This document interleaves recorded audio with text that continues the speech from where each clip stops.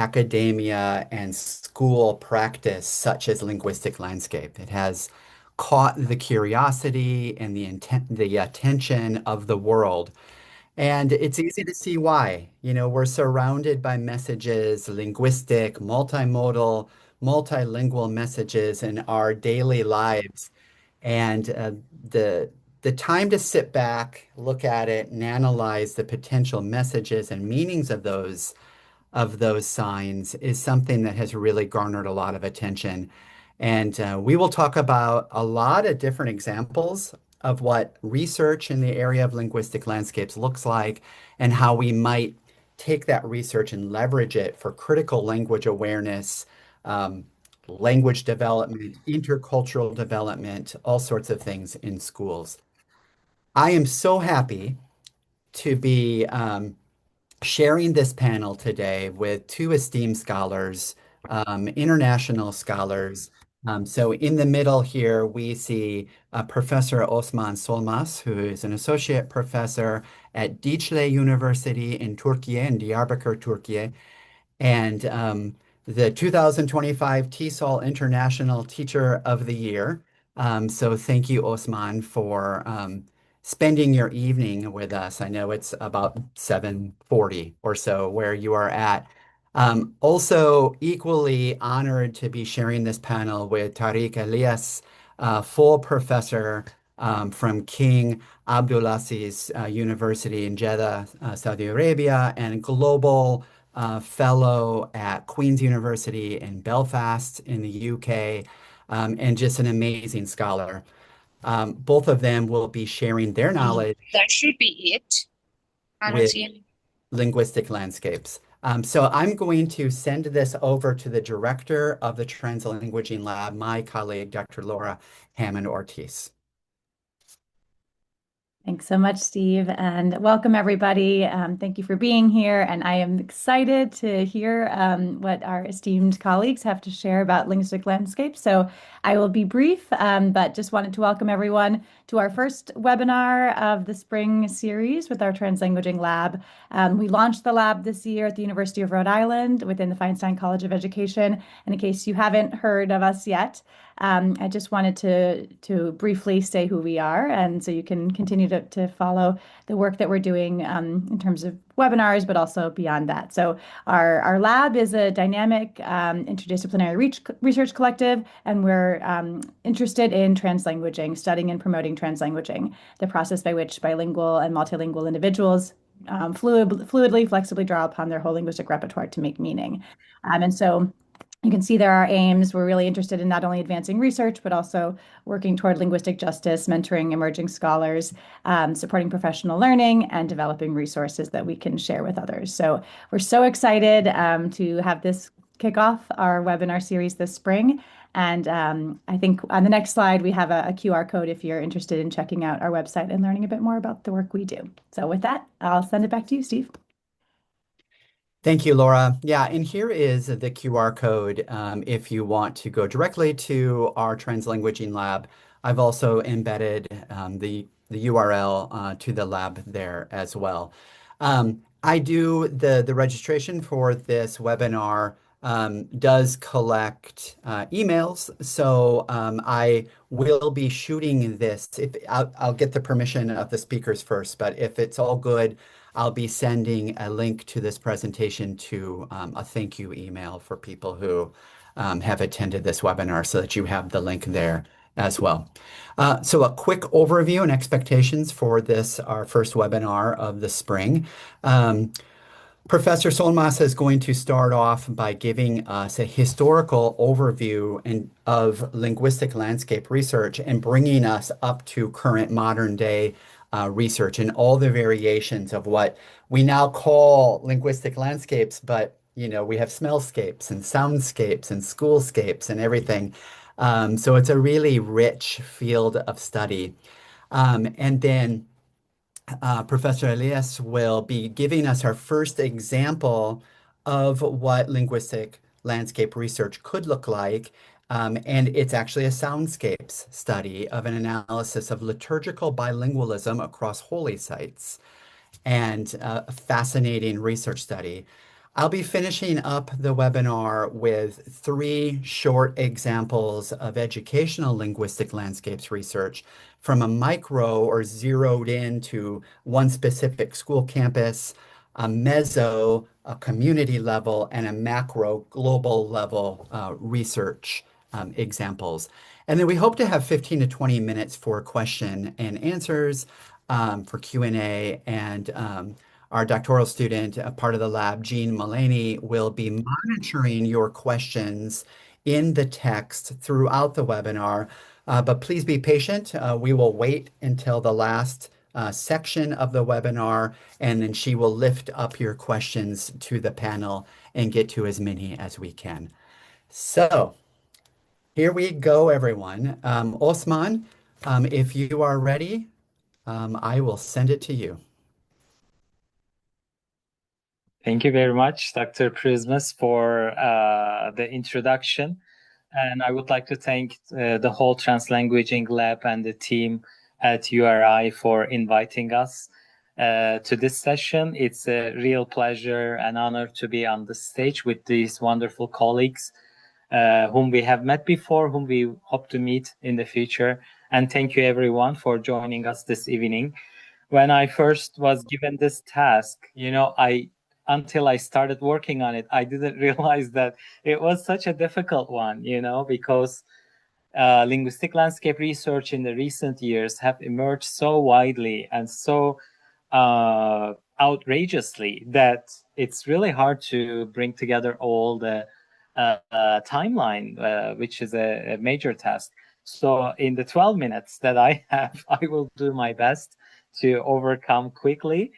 I will pull up some names for you, and then maybe if you are interested in further about those studies and research field areas, you can share your questions with us at the end, or maybe look it up afterwards after the session.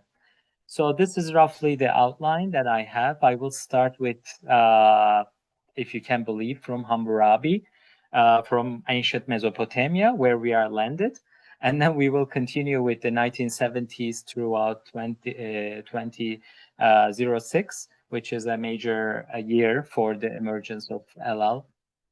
And then activities and the momentum, how it was gained through some of the conferences and the workshops that have been done, which contribute to the theoretical diversification and modern LL research. So I asked the AI to create a view in the next slide, and you will see it. I really like it because it's the river, and I'm located by the ancient Mesopotamian river Tigris, which is my university named after. And it starts over there. And linguistic landscapes, according to the scholar Florian Kulmas, is the, as old as writing itself. So ever since we had writing, we had linguistic landscapes. So whether it's carved onto a stone or Rosetta Stone, which we all know, 3 scripts and 2 languages on a single public object. So that's what linguistic landscaping is, and it's very ancient. And they all embody the concerns of modern LL research because we have language contact, language hierarchy, the politics of whose language is visible in public space through Rosetta Stone. They are all there. And even the first survey that we might recognize as LL research came not really from a linguist, which is interesting, but a geographer, which shows the diversity of this field and how we were fed through multidisciplinary action, which was in Tokyo. And I will briefly talk about that. So this is a Shibuya crossing in Tokyo and Times Square in New York City, where we have the modern day huge presences of linguistic landscapes in neolight with the use of a lot of multimodality. So the term linguistic landscapes may be recent, but the questions it asks are definitely not. And with that context in mind, let's move on to the cradle context that I would like to define. And these are the 5 locations that contributed different societies, all sharing a crucial feature: intense language contact and conflict. as you can tell. Some of them are still over here available. Some are, more lively than the others or heated up than the others, as we can follow.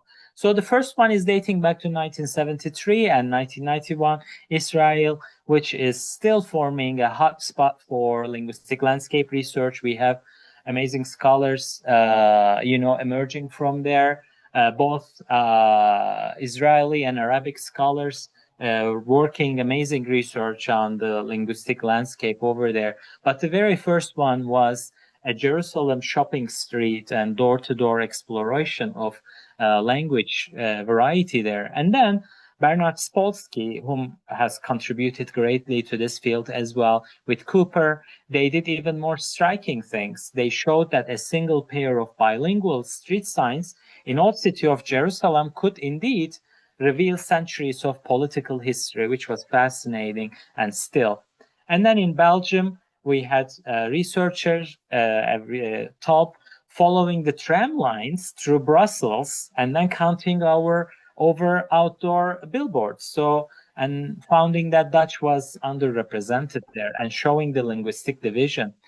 And in Canada, of course, Landry and Boris, who have defined linguistic landscapes, and this is the core study where we have the definition. They were researching their own area, and they show us that language of public science is indeed a measurable factor of community vitality.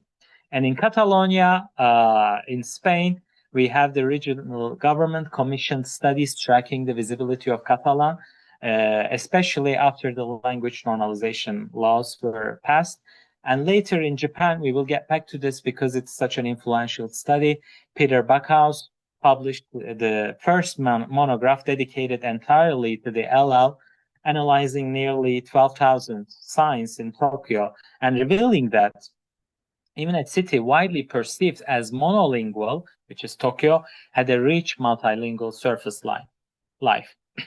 And later, when we look at the next part, we see that in the early 2000s, researchers were often not really talking to each other, and we had geographically scattered studies. They were theoretically disconnected, and the field, as we know, actually emerged in 2006 with this edited volume, Linguistic Landscapes, a New Approach to Multilingualism, where we have 4 classic studies that launched the field, including Ben Rafael, Hubner, Backhaus, and Senos and Gorter, of course, each of them focusing on different aspects. Again, we have Israel showing up, Bangkok, and then Tokyo and Spain, which continue to continue to be a major highlight of the research. In Bangkok, we see how linguistic landscapes document language shift in real life. And in Tokyo, we see official and non-official signs operating differently as expressions of power and solidarity. And in Basque region, we see one shopping street in where we have 2 minority language communities, showing how language policy decisions are written into the surfaces of the cities. So together we see all 4 articles, chapters demonstrating the signage in public space is not really a neutral backdrop, but it's really a sociolinguistic record of cover, history, policy, and identity. So all of them, all these collections created the springboard, for everything that came really after, because we are still referring to those studies, whatever we are talking today, actually. And then when we move on to the next line, we see that the field doesn't just need really ideas, so it needs infrastructure, which is really important. So we needed spaces to reflect and show the emergence of the field. So we have now journals emerging, conferences, communities of practices. So even though through the 2006, we had a remarkable speed of growth, and the first annual Linguistic Landscape Workshop took place in Tel Aviv in January 2008. And then it has continued to be done every year across the multiple cities around the world. I have had the pleasure to attend some of these workshops. I, in fact, would like to give credit to Steve Przymus for introducing me to this field when we were back in Arizona. So that was a pleasure, because it was I remember it was the LL workshop in Berkeley, which was the first one that I have ever heard, which was again influential. But then we see another key point in the timeline. In 2006 Sociolinguistic Symposium in Limerick, Ireland. Also, there was a panel from there, and then we had Xiaomi and Gorter's collection, which was published in 2009. Again, multilingualism, and of course Jaworski and Turlow's volume in 2010, especially by introducing semiotic landscapes, was major contribution. And I think theoretically it also flourished, because especially the frameworks of geosemiotics of Scullin and Scullins, based on their book by Discourses in Place, it was very influential, and how the meaning is made through the interaction of language, image, and physical environment. And then in 2015, we have now what we call Home of Linguistic Landscapes, a dedicated journal called Linguistic Landscape, published multiple times a year. And by now, we have Rob Troyer, who we'll see in a bit, who is collecting bibliography of research on linguistic landscapes. And by now, I think we have about more than 2,000 research work in there. So in the next slide, I want to briefly mention about how we had theoretical diversification as well, because how do we describe the development? And some scholars, have proposed the field develop in 3 waves. The first wave we had was characterized by quantitative distributional approaches, counting mainly the languages appearing on signs. And the second wave was more qualitative and ethnographic. Semiotics and multimodality and social meanings embedded in signs were more prioritized. And then third wave brought critical perspectives to the center, focusing more on power, protest, identity, and social justice. But here, it's very important to note that all these waves happened and are still happening across different parts of the world at different styles and waves, let's say. So in certain areas of the world, we still have the first wave studies. We still need them. But at other places, we have a combination of all the waves in one particular sea. But I want to mention that A Panorama of Linguistic Landscape Studies, it's an open access book by Gorter and Sanos. It's a fascinating book overviewing the field. If you are interested in this field, this is the very first book to go to, I would say, because it shows all the history, timeline, and the field, how studies had exponential growth. And we also see that theoretical development, it was not just geosemiotics, but also ethnolinguistic vitality, pragmatics, spatial theory, history, and all of that. And more recently, we have pedagogical linguistic landscapes. And Dr. Przymus, I'm sure, will mention that we have linguistic landscapes in second language teaching and learning. And finally, I think this is one of the most exciting development in our field. We have the new scapes emerging. So we are, the term linguistic landscapes imply too much text. So we now have different scapes, including schoolscapes, focusing on educational context, soundscapes, focusing on sounds, for digital aspects, cyberscapes, skinscapes for tattoos and body work, and we have smellscapes for the smell, which sound really fascinating. I think you should take a look, and we still have new scapes emerging. And in the next slides, you will see my contribution to it. I am contributing through fictional linguistic landscapes. So it's not just linguistic landscapes in reality that we can look, but we can alter the reality, especially in language teaching contexts. So now we have a global reach. We have studies spanning almost every continent, and we have analysis across a lot of minority and majority language contexts. And my observation is that we have expanding topics which are becoming really popular as well. We have borders and borderlands. I think we have another area emerging, LL in holy spaces, and Tariq will show an example of that.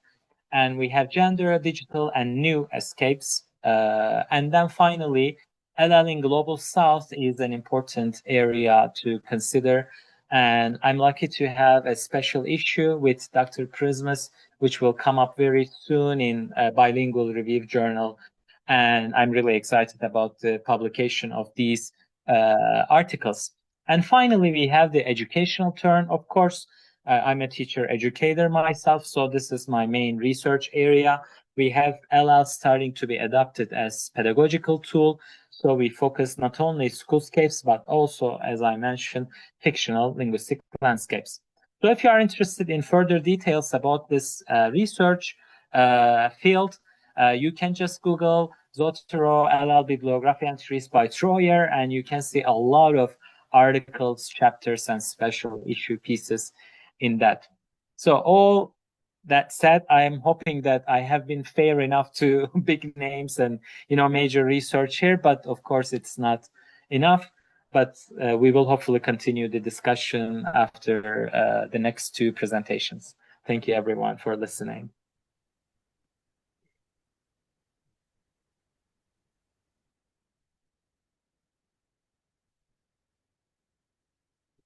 Sound, Steve, sound.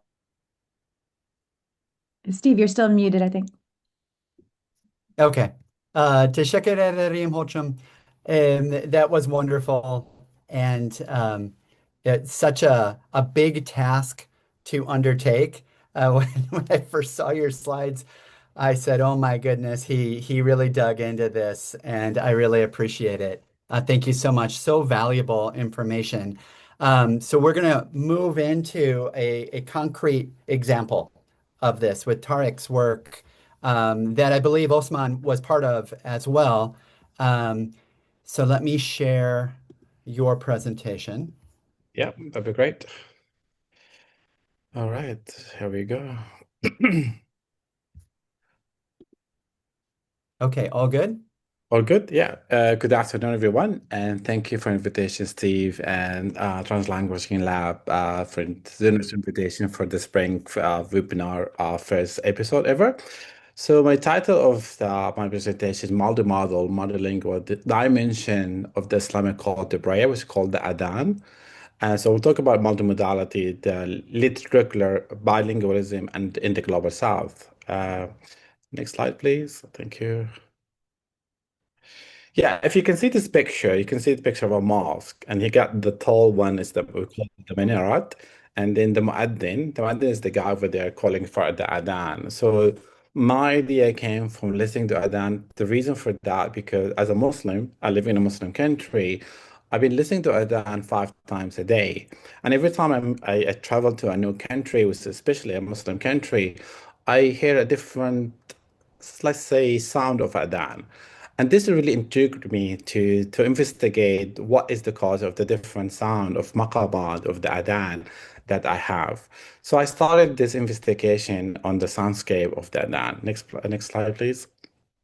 So the research focus is the study I did analyzes the Adhan as a both multimodal discourse and bilingual soundscape, employing multimodal discourse analysis, Kristen Van Leeuwen, alongside phenomenological readings of the maqamat, which is the melodic modes of the Adhan, across 5 sites, which is Al-Haram al-Makki in Saudi Arabia, Al-Haram al-Nabawi in Medina, Saudi Arabia. Both of these like 2 mosques are the holy site of it's like all the Muslims like flock together to perform Umrah and Hajj.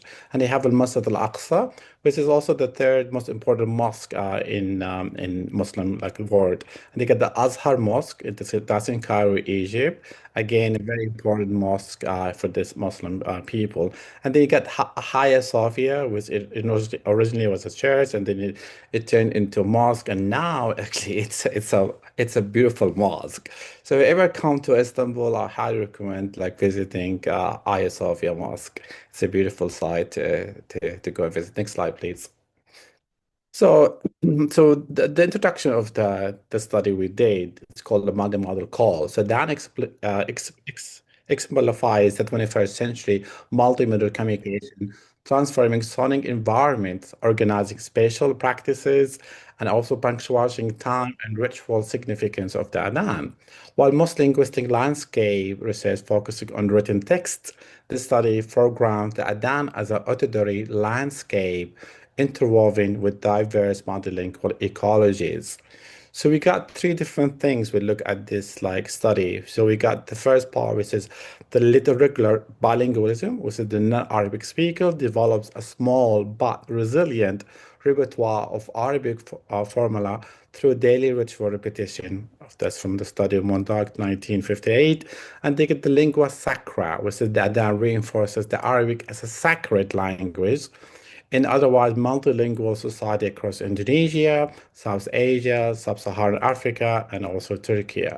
And then we got symbolic bilingualism, which is the civic performances, for example, the 2025 US presidential inauguration momentarily incorporated Arabic, but lacked the sustained repetition of authentic literal bilingualism. Thank you. Next slide, please. So in literature review, we got four different things, which is the key theoretical framework. We got the soundscape theory. Software 1977 described the Adhan as a sound mark, a sonic landmark representing a community identity, while Troix 2001 and Liberal 2010 extend this to show how sonic practices totalizes urban space. And then we get the ethnomusicality or musicality of maqamat, which is the maqamat of the adhan itself. So melodic contours, cartoons, and ornamentation shape listeners' response, which I can show in the next slide.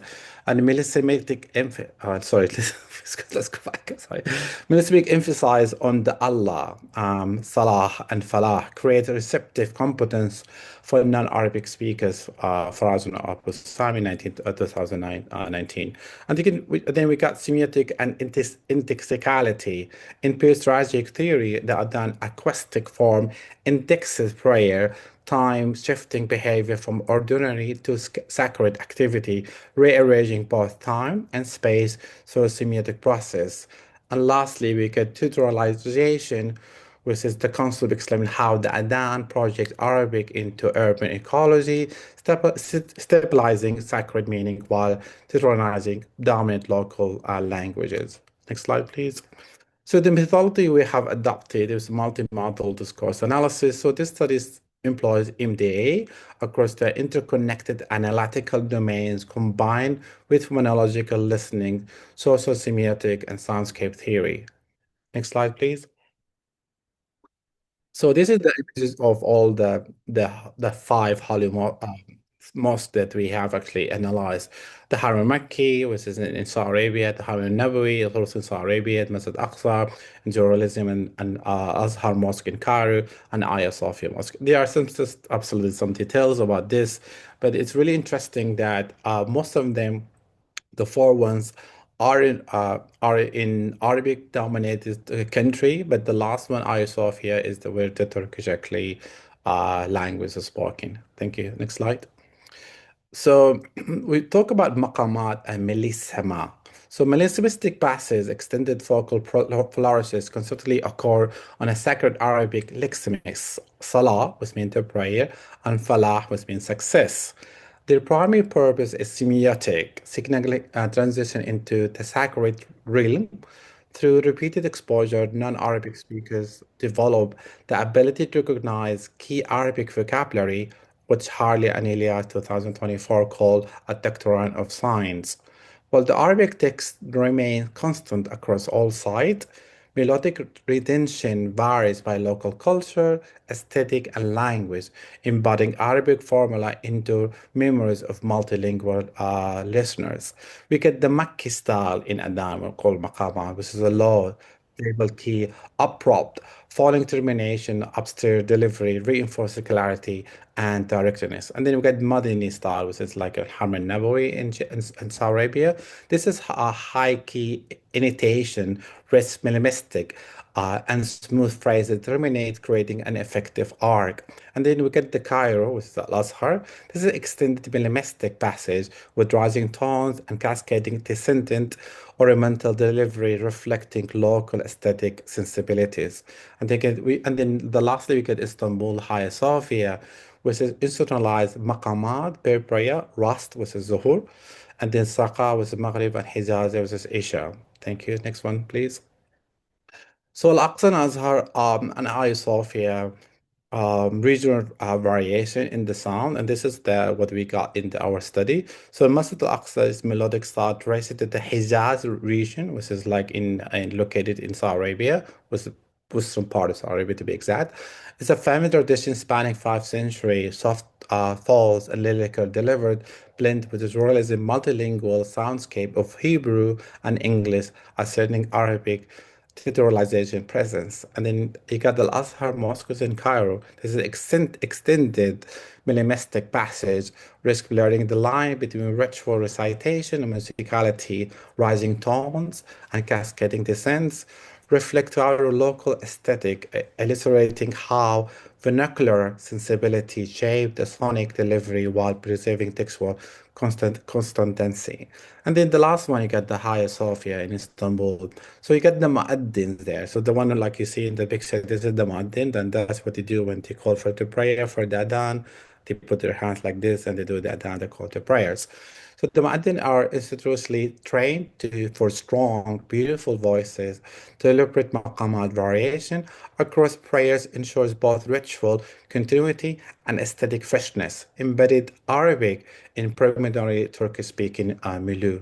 Thank you. Next slide, please. And you can see this is Kaaba, which is located in Mecca. And Kaaba is as al-Haram al-Makki, and Mecca Mukarrama is the most visited holy city for Muslims. And when you see that, you can see all the people like performing Umrah around the Kaaba. And this is where we got the soundscape and how this really affected like the people are listening to Adhan, listening to Muhammad, and how beautifully like uh, when they go to pray like in Mecca, the thing I always actually admire over there, like it's just 1 second and merely like a minute or less, everyone is lined up for the salah, which is like the prayers. And before that, they listen to the adhan, and everyone um, features are different because of the listening of the adhan. So that's when I came up with this like soundscape idea. Next slide, please.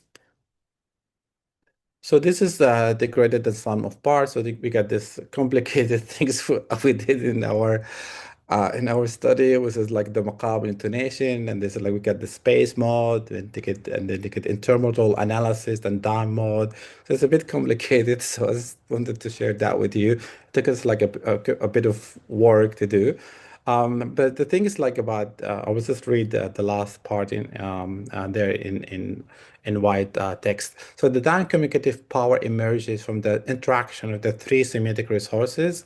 If any of mode were absent or weakened, the dynamic power as both ritual and linguistic event would be diminished. So the duality constitute what we call translanguaging soundscape and Binnycock 2017 terms semiotic assemblage, ensuring Arabic remains audible, recognizable, and meaningful across the global South. Next slide, please. So symbolic versus authentic bilingualism.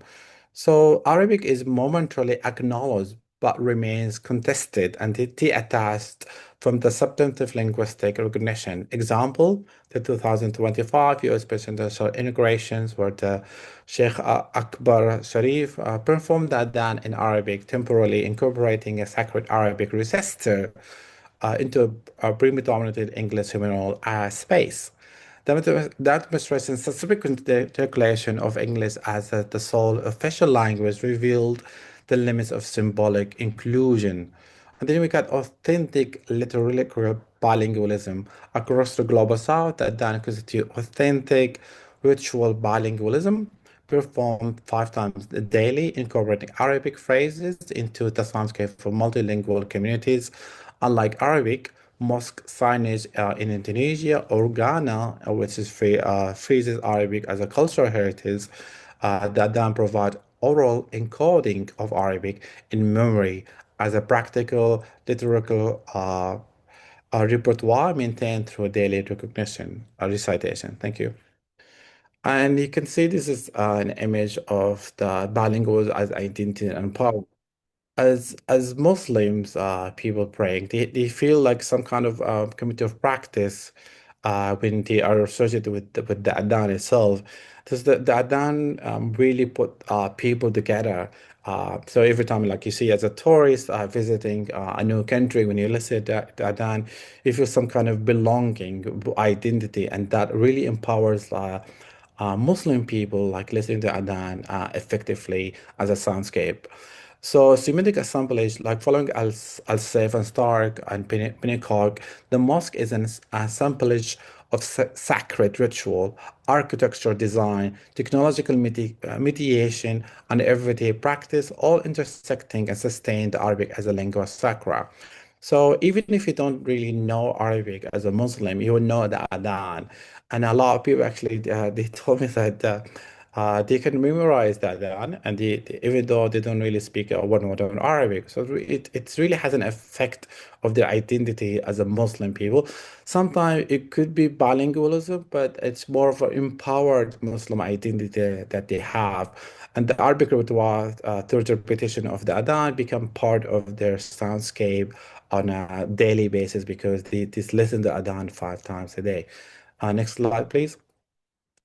So the key contribution to the study that we have did. So bilingual soundscape concept that then is identified as bilingual soundscape, a routine practice enabling Arabic comprehension in a multilingual communities via repeated prosthetic, spatially enhanced and temporalized exposure independent of formal instructions. Liturgical bilingualism research, finding support and underdeveloped areas of research, proficiency developed through multimodal ritual participation, rather than school-based instructions with implication of sociolinguistic theory and pedagogical implication, the Adan rhythm, pitch, repetition, and spatial components offer potential models for educators developing strategies to encourage perceptive bilingualism through multimodal discourse. And you got the Global South Linguistic, the study advances LL linguistic landscape research by demonstrating how ritual soundscape sustains sacred repertoires where visual signage fills, guiding future and multilingualism studies in the Global South.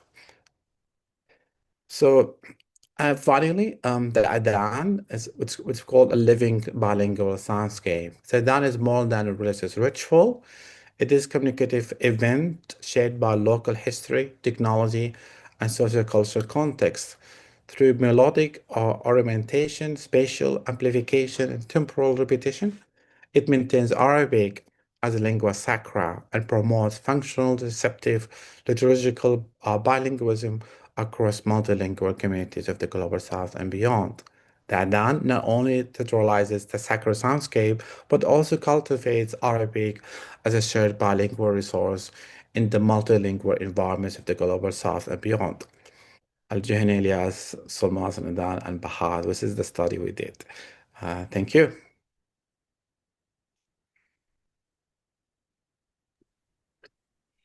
Thank you, Tariq. So grateful for you to teach us about translanguaging landscapes, the Adan as bilingual soundscapes, and such a great presentation. So I really appreciate your work. Let me. Thank you. I had to make it so composed and encapsulate the whole thing into a few slides. It was not easy, I tell you. No, I I read that paper multiple times, so I knew how much Thank there you. was I'm to glad. to cover. Yeah, yeah. So I am going to provide an extension to this webinar a brief overview of what Dr. Solmas and I called educational linguistic landscape research.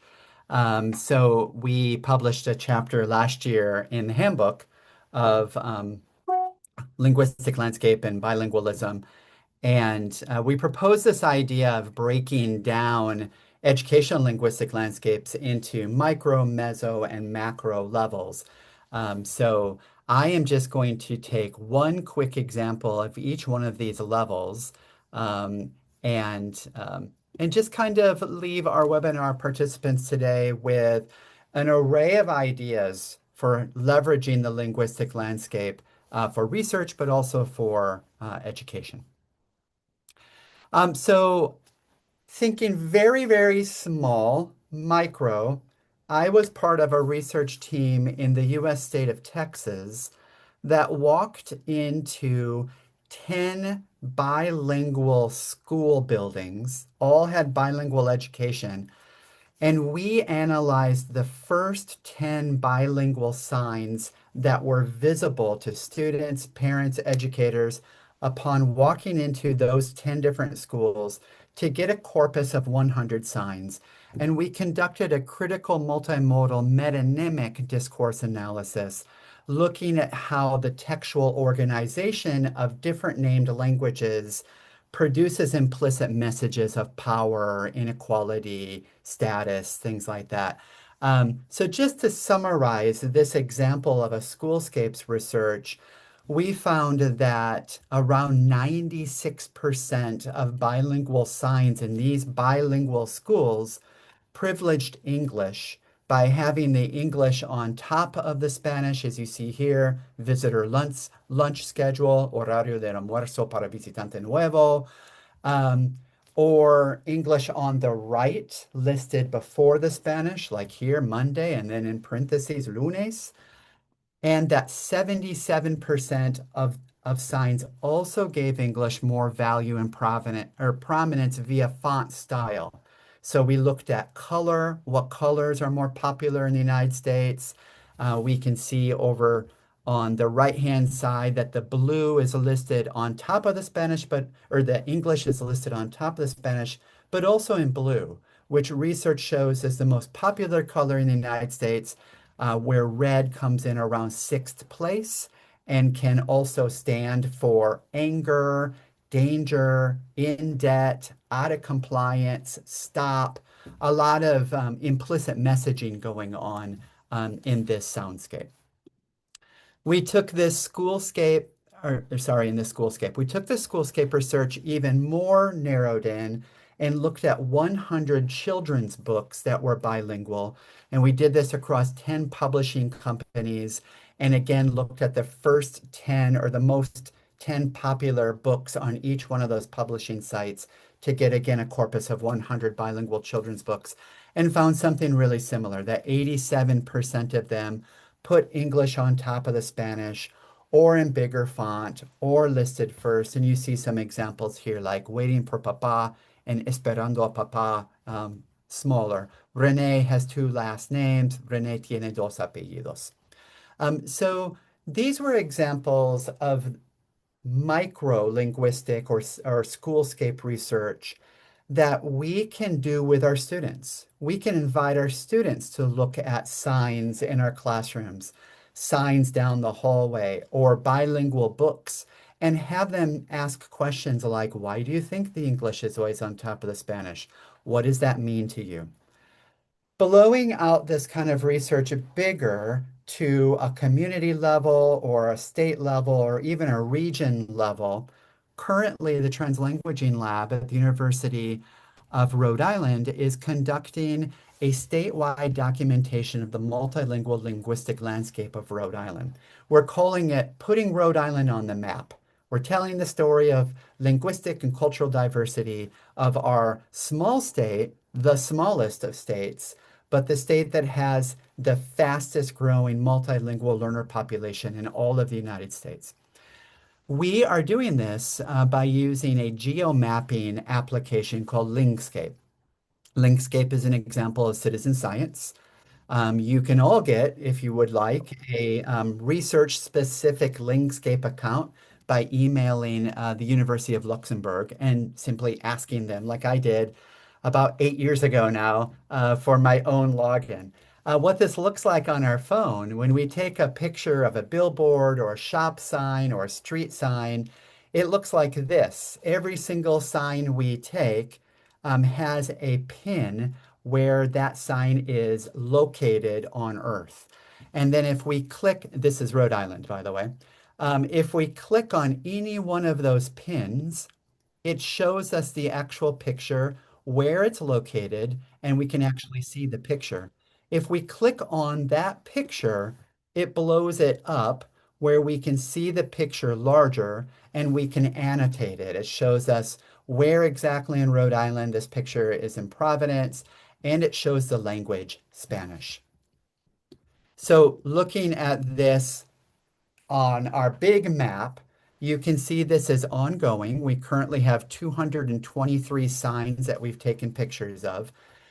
This is all Rhode Island right here, and you can see that most of the multilingual signs are gathered around the capital city of Providence, but we're also identifying more multilingual signage on the island where Newport is located.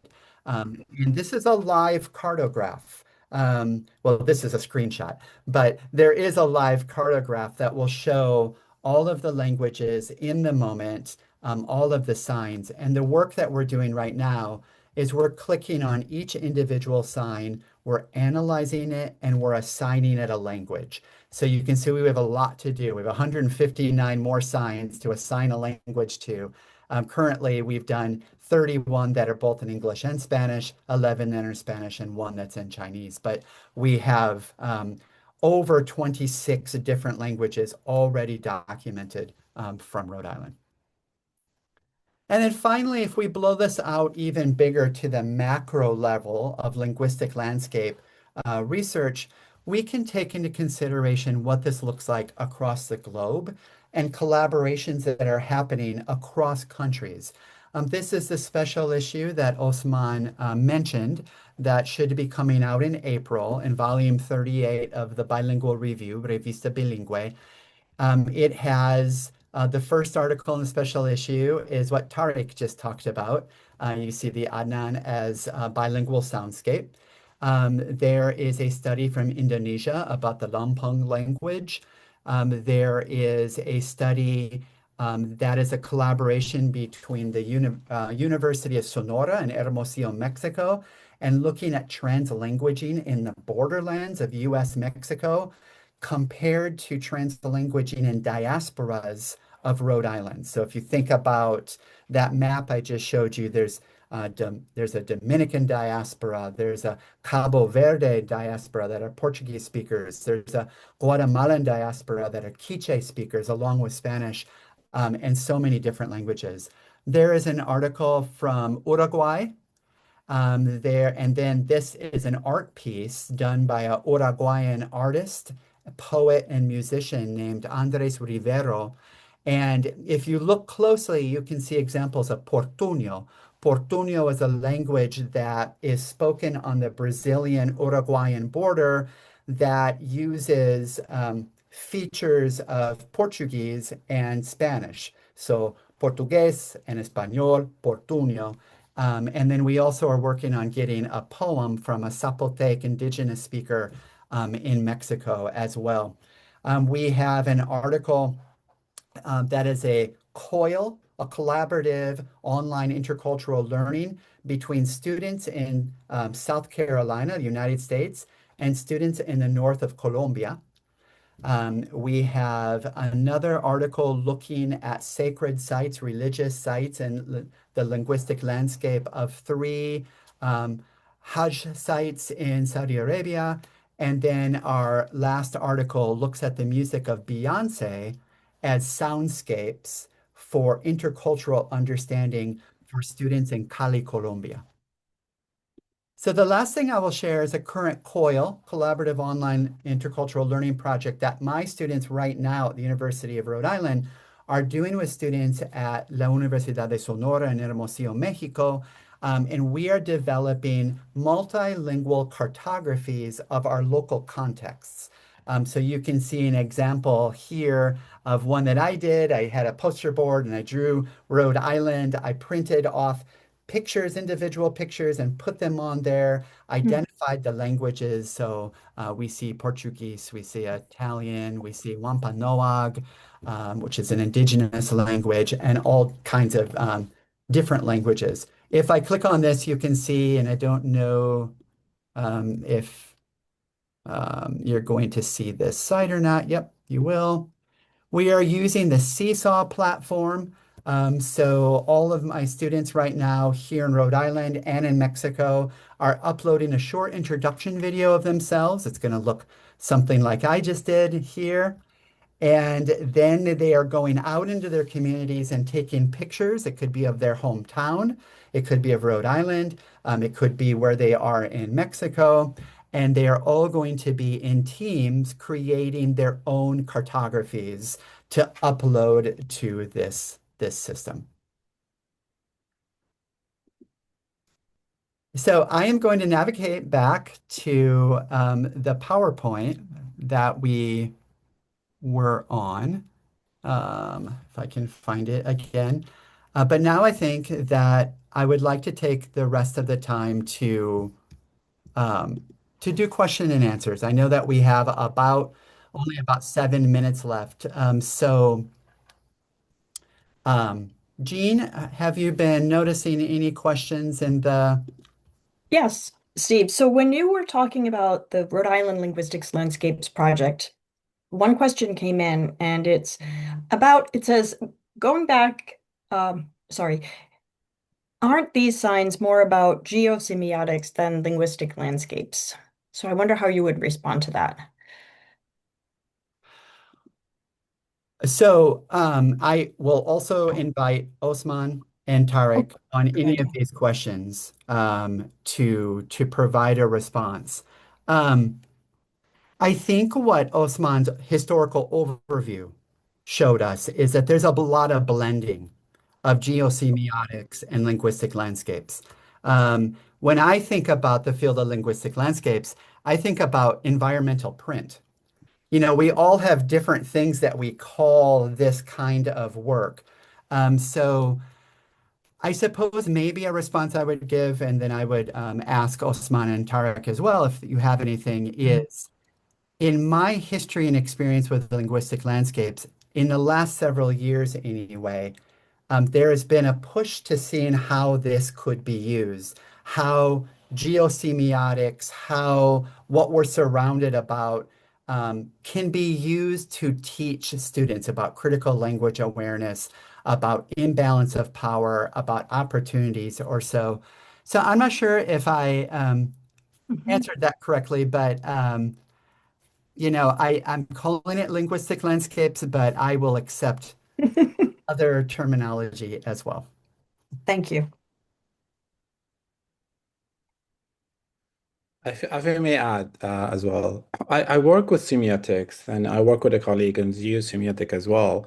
For us, when I differentiate between linguistic landscape and geosemiotics, for us as a scholar, geosemiotic has to do with politically enhanced science that has to do with politics and something related to the society in terms of economics and politics. But in terms of linguistic landscape, so far, from my understanding, which I differentiate between semiotic and a linguistic landscape, it's really quite different theoretical underpinning. So it really depends on what you're looking at, from what perspective, what framework. So if you want to look at linguistic landscape from a political perspective, you can do that. However, if the geosemiotics, it's entirely politically enhanced and embedded understanding of the science itself.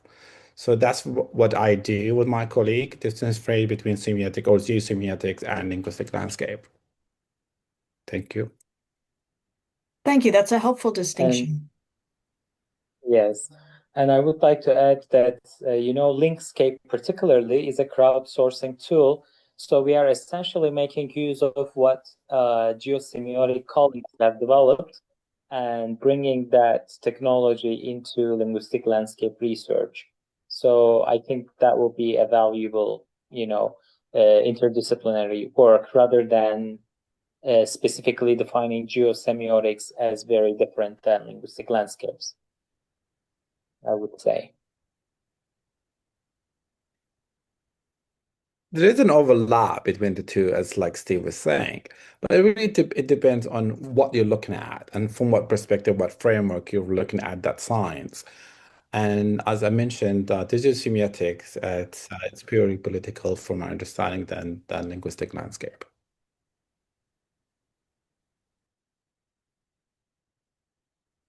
So those distinctions are all really, really helpful. I have one last question. I hope you won't mind answering it. It's for you, Professor Elyas. So, Professor Solmaz, you mentioned that it was Professor Przymus that brought you into the study of linguistic landscapes, but so I was just wondering what brought you in, Professor Elyas. That's really cool. I'm a semiotician, so I'm not really a linguistic landscape per se. The one that invited me in is someone is Hojam Salman Osman Solmaz himself. I'll be honest. I mean, I'm telling it honestly. That's what I came into this to study. I really admire his work, and I did a couple of special issues in a couple of journals, and I found a lot of articles written on linguistic landscape, which I was editing myself. But that was from the word English perspective, you know. And I thought it was a really interesting thing that I was not paying attention to. And then by reading more and more of the scholars and Solmas himself, I became interested in that. But in my work, I do soundscape and I do things, but slightly quite maybe different. However, I'm very intrigued by the linguistic landscape in Middle East, and I would love to explore more. Thanks to Almaz and Steve for inviting me to this special issue. Thank you. Thank you to all of you.